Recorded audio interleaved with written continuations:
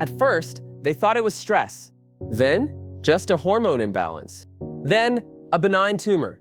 But what they found growing inside Maya's abdomen wasn't just unnatural. It wasn't human. And when they tried to remove it, the truth they uncovered tore open a secret buried for generations. This wasn't just a medical anomaly. It was a warning. And Maya? She wasn't the only one. It started with a dull pain. Maya often brushed it off, chalked it up to long shifts at the diner, too much time on her feet. But it grew! By the third week, the ache had turned into sharp pulses, low in her pelvis. Hot. Constant. Her mother, Lila, insisted she see a doctor. You're 24. Too young to feel like this? Maya resisted at first. Hospitals made her uneasy. But one night, after collapsing behind the counter, she finally agreed. Dr. Harwood was kind. Methodical. He pressed the ultrasound wand against her stomach and frowned. There's a mass. Maya blinked. Like a cyst? Could be. We'll do an MRI to confirm. The scan showed a shape the size of a grapefruit, dense, unmoving, tucked just behind her uterus. Probably a fibroid, he reassured her. We'll schedule a laparoscopic removal. It's routine. But Maya felt anything but reassured. She couldn't explain why. But the thought of someone cutting into her filled her with a kind of fear she'd never known. A knot of pain, of exposure. The night before surgery, Maya couldn't sleep. She stood in the bathroom, lifting her shirt, staring at the slight bulge under her skin. She placed her palm over it and whispered, "What are you?" And for a split second, she felt it move. The OR was cold. Maya was sedated. Lights above her blurred. Voices faded. But even under anesthesia, her mind swam with strange dreams. A forest, a burning tree, a shadow watching her. Then nothing. When she awoke, her mother sat beside her, pale and trembling. They said the operation went fine, Lila whispered. But something was wrong. What do you mean? The door opened. Dr. Harwood entered, face unreadable. He pulled up a chair. Maya, we didn't remove a tumor.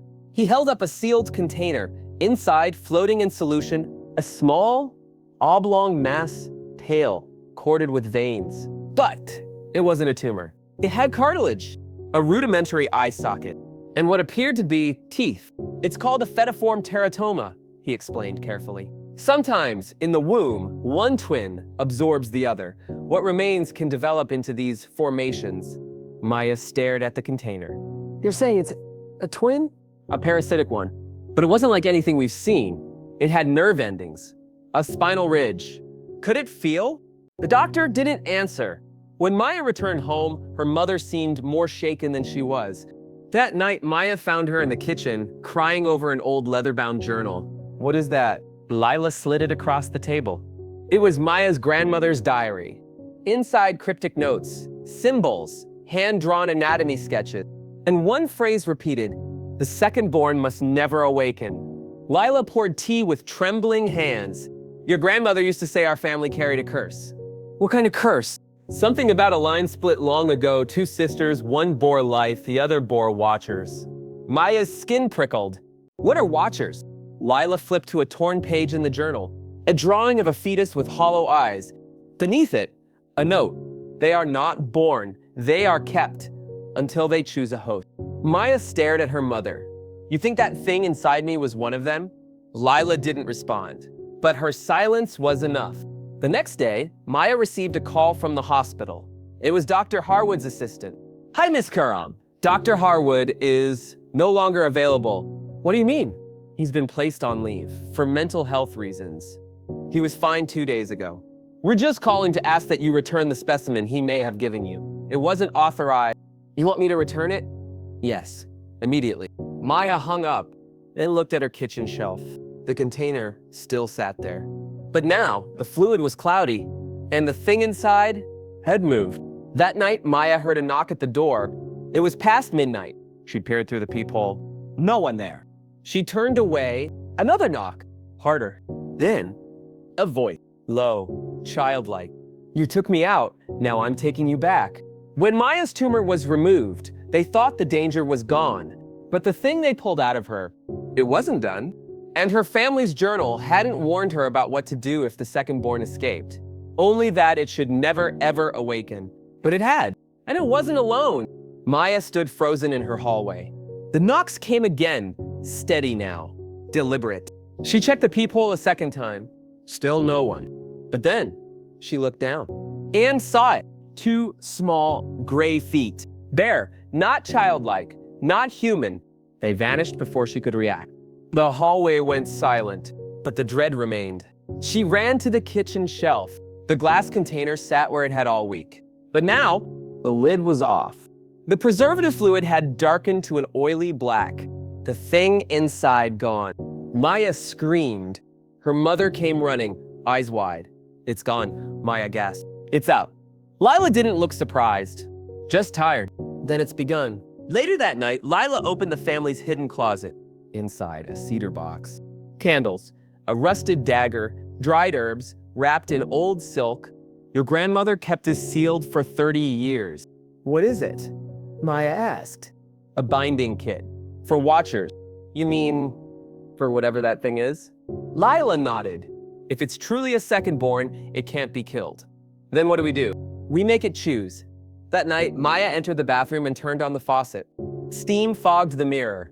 And then, without her touching it, words appeared in the condensation. You left me in the dark. She stepped back, heart hammering. What do you want? She whispered. The mirror cleared briefly. Then a face appeared. Not quite hers. Paler. Empty eyes. A faint smile. And then it spoke. In her voice, to be seen. The next morning, Lila showed Maya a map tucked into the back of the journal. 6 circles, 6 names, all women, all marked firstborn. Maya's was one of them. There were others, Lila explained. Your grandmother helped deliver them all. Midwife, keeper, guardian. What happened to the other daughters? Some never made it past childhood. Some forgot. Some were taken. Maya traced the circles. You think this thing is trying to find them? Lila nodded. Or rejoin them. Maya and Lila tracked the nearest name, Nadine Kovach, age 29, living 2 towns over. They found her in a small bookstore she ran out of her garage. When Maya introduced herself, Nadine flinched. You had the surgery, didn't you? Maya blinked. You know? Nadine nodded slowly. Mine came out when I was 18. I didn't tell anyone. I buried it. Did it come back? No, Nadine said. But sometimes I dream in its memories. I see things I don't recognize. Do you believe it's alive? Nadine's voice dropped to a whisper. I think they all are. That night, Maya dreamed of water. She floated in a black pool, unable to move, beneath her fingers. Dozens of them, clawing up, pulling her down. She woke up gasping, paralyzed. Standing at the edge of her bed, a figure, child-sized, skin like ash, mouth sealed shut. It turned. Maya tried to scream, but the air in her lungs refused to move. The figure leaned in and whispered, "You're the door." Then it vanished. Back at the house, Lila found the container from the kitchen. Now returned, but different. Inside, not just tissue, but a new shape, more formed, almost fetal. And in its side, a beating heart. Lila dropped it in horror. It's feeding. On what? Maya asked. The front door burst open. Nadine stood there, breathless. Maya, there's another one. Another second-born. Where? Nadine's hands trembled. It took my sister. Lila tore apart the cedar box and found a hidden sheet folded in the lining. Written in faint red ink, if one awakens, the rest will stir. If 2 merge, the bloodline shatters. If the door opens, the watchers will come. Maya read it aloud. What does merge mean? Nadine answered quietly. They don't want to just live. They want to be whole. What happens if they merge with us? She didn't respond, but Maya noticed her knuckles dark bruised. Nadine, is it happening to you? Nadine looked up. Her eyes had changed. That night, Maya heard movement in the attic, scraping, breathing. She climbed the stairs slowly, flashlight in hand. Each creak felt like a warning. She reached the attic door, heart pounding, pushed it open. Inside, a child's drawing, in blood, stick figures, 6 of them. 5 crossed out, 1 circled. Above it, only 1 belongs. And from the shadows, a voice that was hers but older whispered, it's time to come back. Some things are born, others are called. The second-born was never just a mask. It was a gate, a whisper, a piece of something older than bloodlines or bone. And now Maya knows this isn't just about her body or her family. It's about a promise made generations ago, a door they thought would never open. But it has, and what's on the other side is no longer waiting. Maya stood frozen before the blood-smeared drawing in the attic. The stick figures were simple, childlike, but disturbing. 5 X'd out, 1 circled. Above it, only 1 belongs. Behind her, a floorboard crate. She spun around, flashlight trembling. Nothing, but she could feel it. Something watching. Breathing.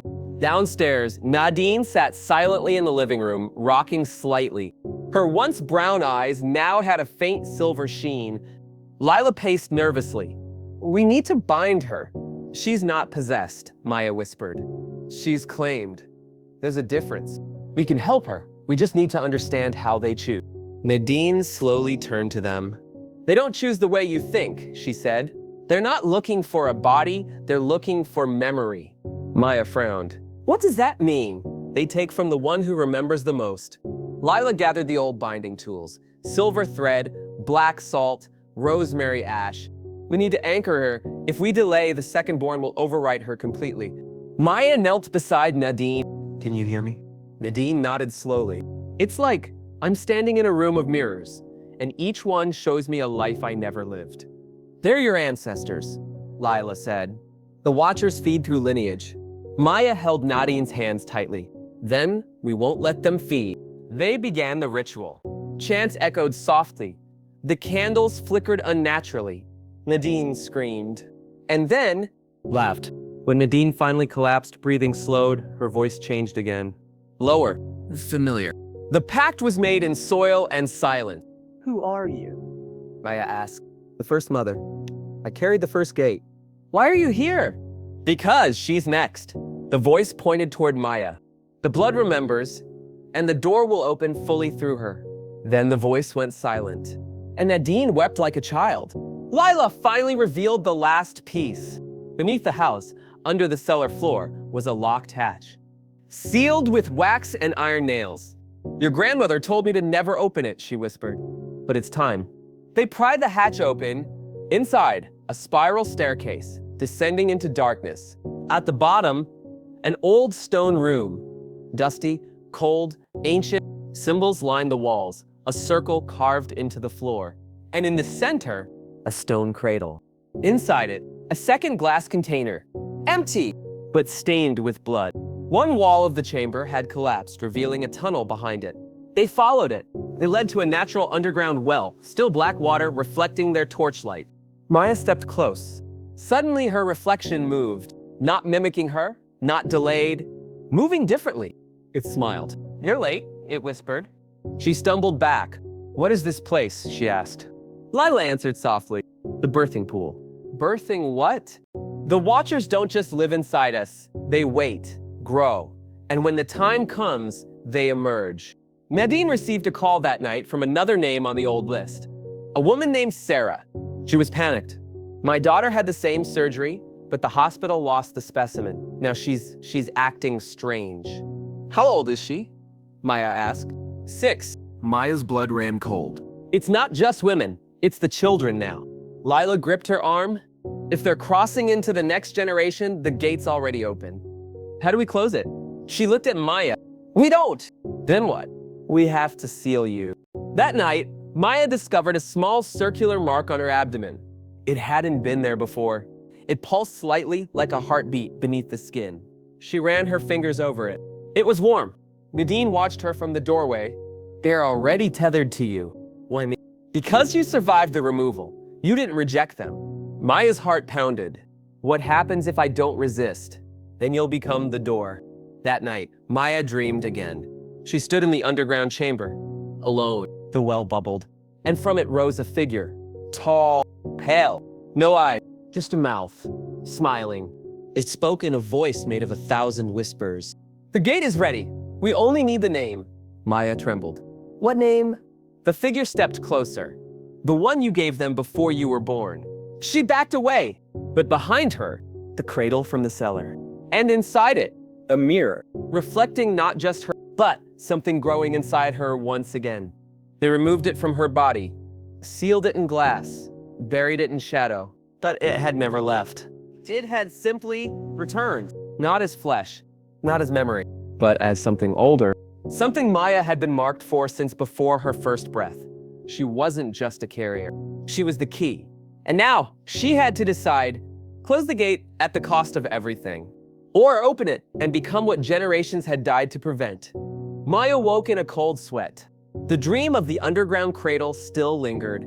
That mirror reflecting not her face, but something behind her eyes felt more real than sleep ever had. She rushed to the bathroom, yanked up her shirt. The circular mark on her lower abdomen was larger now, darker, veined, and pulsing. "Mom," she called. Lila rushed in. Maya showed her the mark. Lila touched it gently. Her face fell. "It's begun." Later that day, Nadine began bleeding. Not heavily, but her skin paled, her voice deepened. And then she said something that chilled the room. "They're practicing on me," before they try it with her. Maya paced the living room. "What do they want me to do?" "Accept it," Nadine replied. "Stop fighting. Let it in." "No." "Why not?" Nadine whispered.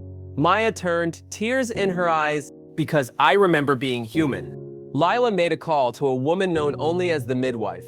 She was in her 70s, wore a necklace of thorns and black onyx beads, eyes milky white. She arrived that night with an old satchel and a silence that made the air feel thicker. "You bear the mark," she said to Maya. "What happens if I don't stop this? You birth what was never meant to live. And if I do stop it?" The midwife looked at her with a faint smile. "Then you may die, but so will it." They returned to the underground chamber. The midwife prepared the salt and ash. Maya stood barefoot in the center of the etched symbol, heart pounding. The ritual began. Candles flickered blue. Whispers echoed, not from their mouths, but from the walls. The midwife began to chant. Lila and Nadine held hands tightly. Suddenly, Maya's mark began to glow. Not just with heat, but with a light that flickered like flame beneath skin. Then, a scream. From beneath the floor, stone cracked beneath Maya's feet. Dust billowed upward. Then a hand gray, thin clawed burst through the ancient circle. The midwife screamed. "It's breaching early! Something's pulling it from the other side! Seal it!" Lila shouted. The midwife sliced her palm and threw blood into the fire. But it was too late. Maya stood paralyzed, watching as something began to rise. Not fully formed, but sentient. It locked eyes with her and whispered, "You don't remember me, but I remember being you." Suddenly, memories flooded her. Not her, but glimpses of a girl identical to her growing up in a black-walled room. No name, no voice, no light, and yet the same smile, the same dimple. The second born. Not a parasite, a shadow twin. "You were born with me," the creature said. "But they gave you the name. The love, the light. You're not real," Maya cried. "I am now." And it reached toward her. The midwife collapsed mid-chant. The binding had failed. Nadine grabbed Maya and pulled her back from the circle. "What do we do now?" Maya breathed heavily. "We have to rewrite the pact." "How?" "It was made in blood, right?"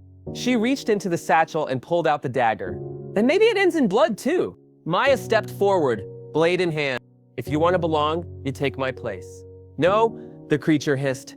"You are the place. Without you, I'm nothing." "Then take it. Take all of it." She raised the dagger, but the ground trembled. Lila screamed. The cradle in the center of the circle cracked open, and from it, a second mirror. This one, not reflecting her or the creature, but a field, a sun, a house. "This is not just about you," the midwife gasped, crawling forward. "It's a memory gate." "A what?" Maya asked. "They feed off lineage, because they are memories made flesh, and they live in mirrors of forgotten blood." The creature smiled. "Exactly," and stepped into the mirror. Maya screamed and tried to follow, but the mirror rippled, then shattered. The circle exploded in a ring of blue fire. When the smoke cleared, the mirror was gone, and so was the creature. Only, now the room felt empty, wrong. Maya looked down at her hands. They shimmered faintly, not like light. Like glass, and from above, the old journal fell open on the floor. A new line appeared, written in wet ink. "The one who belongs is not the one you saved." The mirror shattered. The creature vanished. The pact failed. But something stayed behind. And now Maya is no longer sure where she stands. In the world of the living, or trapped in the memory of someone else's body. Because when they sealed the gate, they thought they saved her. But the reflection that blinked back wasn't hers anymore. Maya woke on the cold cellar floor covered in soot and blood, her head pounded. Lila and Nadine hovered over her. "She's breathing," Lila whispered. "Praise the ancestors." Maya tried to speak, but her throat was dry. Words wouldn't form. When she finally opened her mouth, the voice that came out was wrong. It was hers, but older, detached. "Where am I?" Back upstairs, the midwife brewed a bitter tea. She watched Maya closely. "Drink this. If you're you, it won't harm you." Maya took a sip, winced. The taste was like ash and copper. Moments passed, then her hands began to shake violently. Her pupils dilated, her breath hitched, and for one terrifying second, she smiled. But it wasn't Maya's smile. It was too wide, too still. "It's in her," the midwife whispered. "No," Lila said, trembling. "We saved her." "You saved something," the midwife replied. Nadine stood behind Maya and held up a mirror. "Tell me what you see." Maya's eyes flicked toward the reflection. She didn't answer. The mirror fogged slightly, then cracked down the center.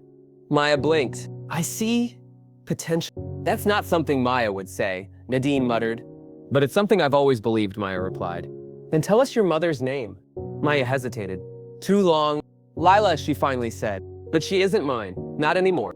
That night, Lila found an old letter in the bottom of the cedar box. A warning written by Maya's grandmother.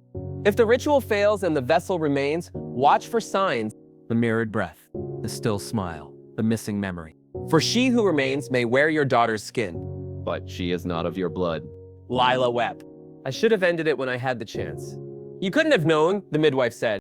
"That mirror was a trick, a backdoor." In the days that followed, Maya walked differently. She spoke with a calm precision that unnerved everyone. She no longer asked about the others, no longer cared about closing the gate. And one evening, as Lila prepared soup, Maya approached from behind and whispered, "Do you think they'll come for me?" "Who?" Lila asked. "The rest, the ones still waiting." Lila dropped the ladle. Maya smiled. "I think they already are." Nadine began researching mirror mythology. She came across a passage in an Eastern European folktale. When the soul is taken through reflection, a duplicate may walk freely. But if the original still exists, the bond remains unstable. One must perish for the other to remain. "You think the real Maya is alive?" Lila asked. "Not alive, trapped, in the memory realm, behind the gate." "Then we have to bring her back." "We can't," Nadine whispered. "Not without opening the door again." Lila paled. "That would mean..." "Yes," Nadine confirmed, inviting the others back too. That night, Nadine dared to stare into the bathroom mirror again. She turned off the lights, lit a single candle. "If you're still there, show me." The mirror stayed still. Then, fogged. Then, a hand pressed against the inside of the glass. It was Maya's hand. Scraped, bloody, and her voice was muffled, like underwater. "It's not me out there." "Then who is it?" "She calls herself the first daughter." Lila checked Maya's abdomen one morning while she slept. The mark had changed again. Now it looked less like a circle and more like an eye. Open, watching, pulsing. Lila stepped back. "She's not just carrying something, she's channeling it." "We need a vessel," the midwife said grimly. "If we can lure the first daughter into something unstable, we can trap her." "Like what?" The midwife looked at Nadine. "Like me." That evening, while Maya sat alone in the parlor, humming a song no one taught her, the lights flickered. She turned to the mirror across the room. It didn't reflect her. It reflected Maya, the real one, screaming, pounding against the other side. Then a whisper came from behind Maya. "Your time is almost up." She turned, and there stood a boy. Pale skin, hollow eyed, smiling. The others are ready now. The girl they saved was not the daughter they raised. The being in Maya's skin now walked, talked, and breathed like her. But beneath that familiar voice was something hollow, something ancient, and something that was never meant to walk in this world again. She was the first daughter, and she wasn't here to be loved. She was here to gather what had been lost and call back the ones buried in silence. The Watchers were coming. Lila stared into the bathroom mirror, heart racing. The reflection didn't match her movements anymore. Each blink felt delayed, each breath off rhythm. Then the mirror cracked across the center. A soft voice whispered, "You kept her too long." Lila stepped back. "Maya, No, the voice replied. She's still behind the veil, but not for long. In the cellar, Nadine knelt inside a salt circle. The midwife tightened ropes around her arms. If this works, she'll possess me, Nadine said. You'll have minutes, maybe less, to ask her where Maya is. And then, you drive her out, or I burn with her inside me. Lila's hands trembled. I can't let you. You don't have a choice, Nadine snapped. She's gathering. We don't have time to mourn. The ritual began. The fire in the corner flared green. The air thickened. Nadine's eyes rolled back. She convulsed, screamed, then went still. When she opened her eyes again, they were pitch black. The first daughter had arrived. You summoned me. That was foolish. Lila leaned in. Where is Maya? The being smiled with Nadine's lips. She's still dreaming, but she's fading. Tell me how to bring her back. You can't. The others are almost here. Who are the others? The rest of me. The midwife retrieved an old scroll hidden in the base of her walking staff. On it, 6 circles, each marked with a name, and each one glowing faintly now. These are the resting sites of the other watchers, she said. Resting? Lila asked. Bound, buried, forgotten, until she woke. And now, the midwife's voice cracked. Now she's calling them home. Inside the mirror realm, Maya wandered a colorless field. The sky pulsed like liquid glass. Everywhere she looked, distorted memories played out like broken films. She saw herself as a child, crying behind a door. But the mother who comforted her wasn't Lila. It was the first daughter. Why do I remember this? Maya whispered. A figure appeared behind her, limping, rotting, a watcher. It hissed. Because she gave you her past, what are you? We are what came before and what will come again. Then, from all sides, more watchers emerged from the fog.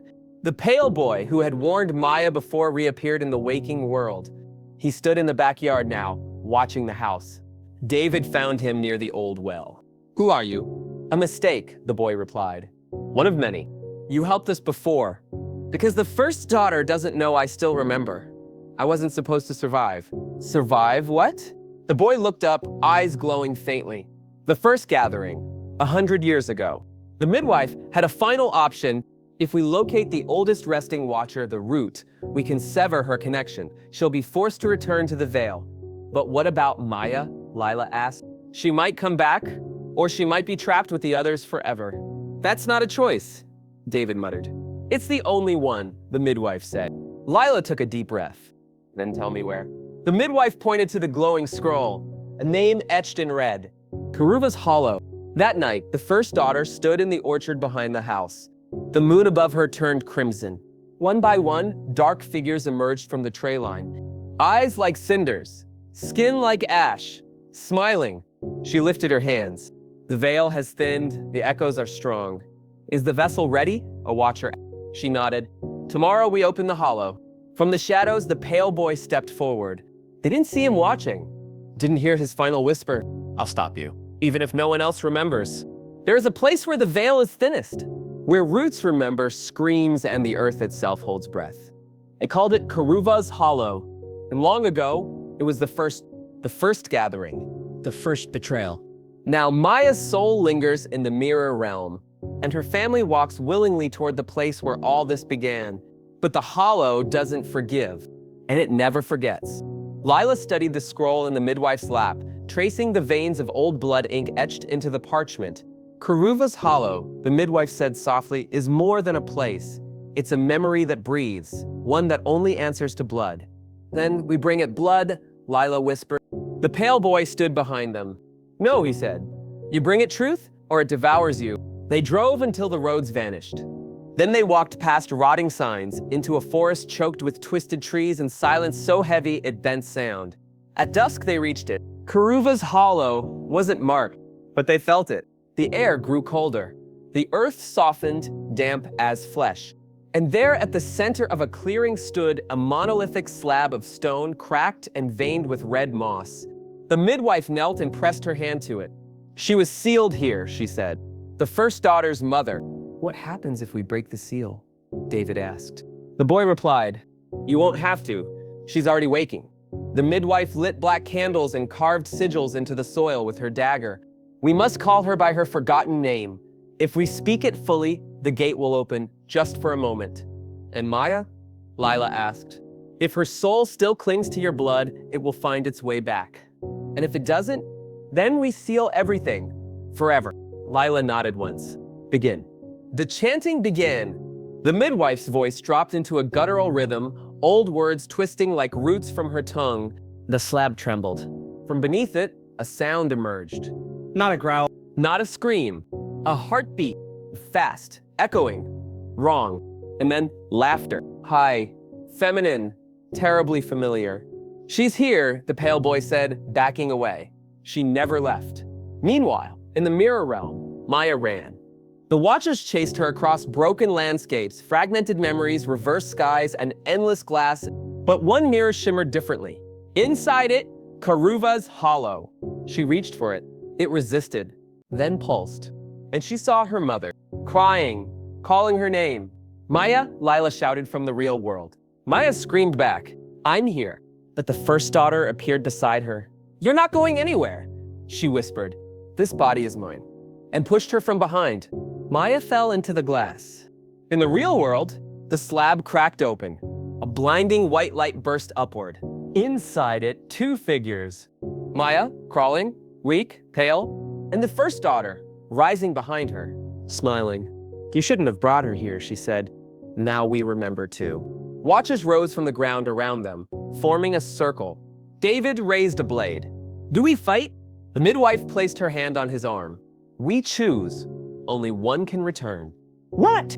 Two souls in one tether cannot pass through the same door. You must call the right one. Lila stepped into the circle, faced both forms, one trembling, one grinning, both wearing her daughter's face. Tell me something, she said softly. Only Maya would know. The first daughter spoke first. You used to hum Moon River when you made tea. Lila nodded but said nothing. Then the other spoke. I used to cry at night after the surgery. You told me the pain would go away, but it never did. Tears welled in Lila's eyes. That was after the mirror. You felt that. She turned and pointed. That is my daughter. The midwife raised the dagger, carved the final sigil into the slab. The light dimmed. The Watchers wailed. And the first daughter began to dissolve, her smile never breaking. But as the ground shook and the hollow cracked further, the boy screamed, Wait, something's wrong! From beneath the slab, a third form began to rise. Not the first daughter, but older, taller, and wearing Lila's face. It opened its mouth. You sealed one door, but not the original. They went to Karuva's hollow to bring Maya home. They thought the first daughter was the worst thing they would face. But she was only the beginning, because the hollow was not just a burial site. It was a prison.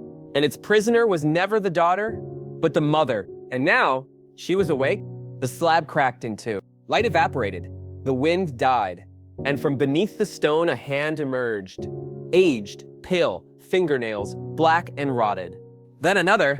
Lila stepped back as the creature pulled itself from the earth. Its body was cloaked in dried moss and bone fragments. Its face identical to Lila's, though sunken, stretched, and wrong. Maya clutched Lila's arm. Mom, what is that? The midwife bowed her head. That is your mother's mother. Grandma? Maya gasped. The creature opened its eyes and smiled. You never finished what I started. The midwife unrolled a second scroll hidden within her robes, a forgotten pact sealed generations ago. It detailed the mother below, the matriarch of the Watchers, a vessel for all unborn knowledge, a keeper of bloodlines and betrayal. She was meant to be sealed forever, the midwife said. Your grandmother volunteered, but she lied. Lied about what? Lila asked. She didn't trap the mother, she merged with her. The creature nodded slowly. And now I've been passed to you. Lila staggered back, clutching her chest. Visions flooded her mind, memories she never lived. A child in a cave, a dagger, a chant spoken over a newborn. She tried to protect me, Lila whispered, by making me the next gate. The creature spoke, and you tried to do the same to your daughter. No, Lila cried. I tried to save her. The creature's grin widened, but it's already in her. Maya collapsed, screaming. The midwife led them to the bone orchard, a place just beyond the hollow, where old roots tangled around skulls and broken masks. This is where the Watchers left their faces, she explained. Each one is a soul that tried to carry too much truth. David knelt by a shattered mask. Can we use them? If Maya wears the right one, it might sever the bond, long enough for us to expel the mother. And if she chooses wrong, then the Watchers take her completely. Maya stepped into the center of the orchard. The masks began to pulse, whisper, call to her. Each one showed a different face, hers at different ages, smiling, screaming, breaking. One mask, half buried, glowed dimly. She lifted it. It's me, she said. But not me. That's your first self, the midwife said. The part untouched by legacy. And that's who I want to be again. She placed the mask over her face. The earth shook. The sky bled. And the mother below screamed. A blinding crack split the sky above Karuva's hollow. A mirror formed in the air, vertical, tall, rippling like water. Inside it, images. Maya as a child, sleeping beside Lila. Lila's mother standing in shadow. A baby being passed through flame. And finally, a woman in white robes, screaming. As the hollow sealed, "That's her," the midwife whispered. "The original Watcher." The mother below turned toward the mirror. "She failed me, but you won't." Maya stepped forward. "You don't own me, but I made you." The midwife began chanting ancient, harsh syllables. David and Lila held Maya's shoulders. The mother below howled, advancing through smoke. But then, the pale boy stepped into the circle. Eyes wide, voice trembling. "She lied to you." Everyone froze. "She told you the pact was sealed with blood, but it wasn't. It was sealed with a name." "What name?" Lila asked. "The true name of the one who gave herself up. And you know it?" The boy nodded. "Because she whispered it to me when she failed." He looked at Maya. "If I say it, you have to let go." The boy stepped closer to the mother below. The hollow trembled. "I name you." He opened his mouth, and from it came a sound no one could understand. Not words, not language. A tone, a frequency that bent light and tore silence. The mother below shrieked. Smoke peeled from her skin. The sky fractured. But just as she began to fade, Maya screamed, collapsed, and whispered, "She's not going alone." The hollow split open, and a hand reached out. Maya's hand. But from within the rift, another hand grabbed hers and wouldn't let go. When Maya reached into the rift, she was hoping to pull herself free. But something else reached back. Not the Watchers, not the mother below, something deeper. A truth that had waited 9 generations to be seen. Now the veil has torn, and Maya must decide not just who she is, but which version of her is worthy of returning. Because once the rift seals, only one will remain. Inside the tear between worlds, Maya hung weightless. Her body, memory, and identity twisted and mirrored. Everywhere she looked, fragments of herself floated. The child who feared abandonment, the girl who questioned her worth, the woman who tried to save others by sacrificing herself. They reached for her, whispering, "We are you. Let us stay." But Maya held tight to the only thing real, the feel of Lila's voice calling her name. "Come back to me." Maya stumbled through a hall of black glass. Each reflection moved independently. Some cried, some laughed. One glared back with a smirk, wearing the mask of the first daughter. "You think you're the real one?" It sneered. "You're just the one who survived, not the one who was chosen." Maya shouted, "I am not a vessel. I am not a gate." The glass cracked. The reflections screamed. And the voice behind her said, "Then prove it." Back in the hollow, the pale boy began to fade. The use of the true name had come with a price. "He's unraveling," the midwife whispered. "Why?" Lila asked. "Because he was never meant to carry memory. He was made to forget." David knelt beside him. "Why help us?" The boy smiled faintly. "Because she sang to me. Once, when I was still real." "Who?" He pointed toward the rift. "Maya," then turned to smoke. The midwife handed Lila the ceremonial blade.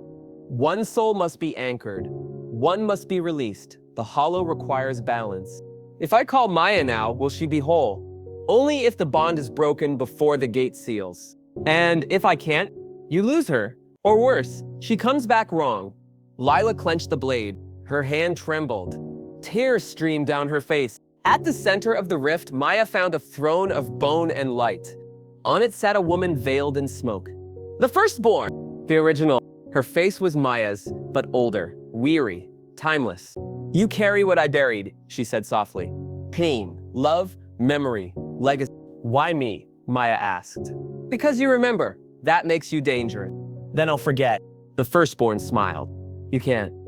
That's what makes you real. Outside, Karuva's hollow groaned. The earth splintered. Trees fell inward. Fire rained in reverse. The midwife cried, "The veil is closing. If Maya doesn't return now, she won't return at all." Lila stood in the circle, arms raised. "Maya, please, come home." The mirror cracked. A hand reached through. Then two, but they didn't match. Two Mayas stepped out of the rift. One wore the mask of the firstborn. The other bled from the palm, holding a memory stone carved with her name. Each claimed to be real. Each wept. Each begged. "It's me." David turned to Lila. "How do we choose?" The midwife replied, "You know, she does." Both Mayas stood face to face. One smiled. One whispered. They reached for each other, and for one impossible second, merged. A blinding light erupted from the hollow. The watchers screamed. The sky opened. And then, silence. From the smoke, a single figure emerged, eyes open, breathing, and holding the stone. But as Lila ran to her, she froze, because on the back of her neck was the mark of the firstborn. The rift closed. The watchers vanished. The hollow was sealed, and from the ruins, one girl emerged.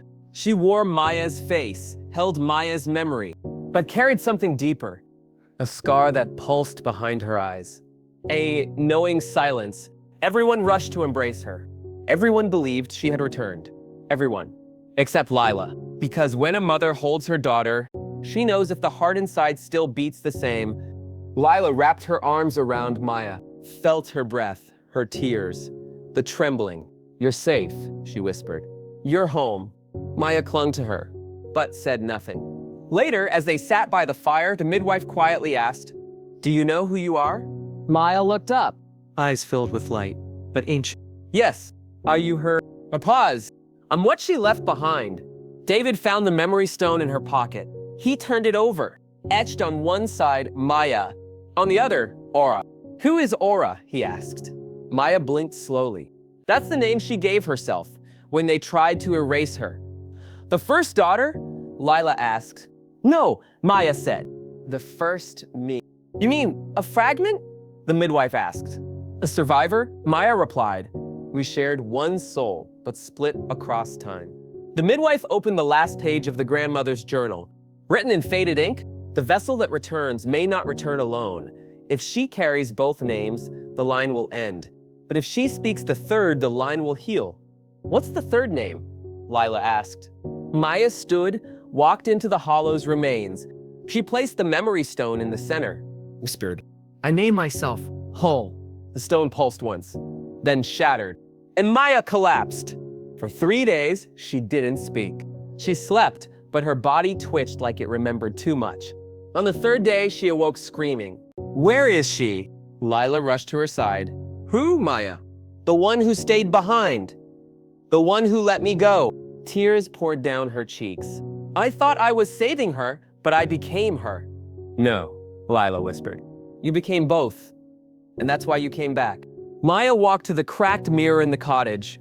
Her reflection had always haunted her. Now, it stood still. It blinked when she blinked, smiled when she smiled. No longer independent. No longer watching. Just real. She exhaled. And for the first time, it didn't echo. It breathed with her. Together, Lila, Maya, and the midwife buried the shattered pieces of the memory stone. They planted a tree over it. As they placed soil over the root, Maya whispered, "No more gates. No more bloodlines," Lila added. The midwife placed her hand on the bark. Just memory. And the air stilled. The ground settled. The curse was undone. Maya now runs a small school by the forest's edge. She teaches children to write their names, to remember where they come from, and to speak truths their families may have forgotten. Some days, she walks past the hollow. The tree there is tall now, strong.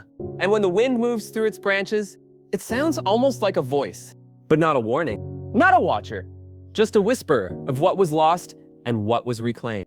In the silence between worlds, something stirs, but not in anger, not in hunger.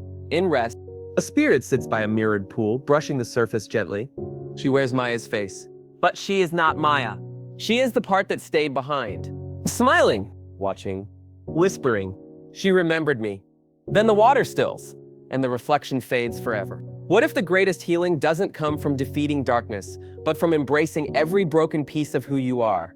The end. Moral reflection. Sometimes what we carry isn't meant to be cut out, but honored. Because healing is not forgetting, it's remembering without letting the memory consume us. What did this story teach you about identity, generational truth, and becoming whole after being fractured? Share your thoughts in the comments.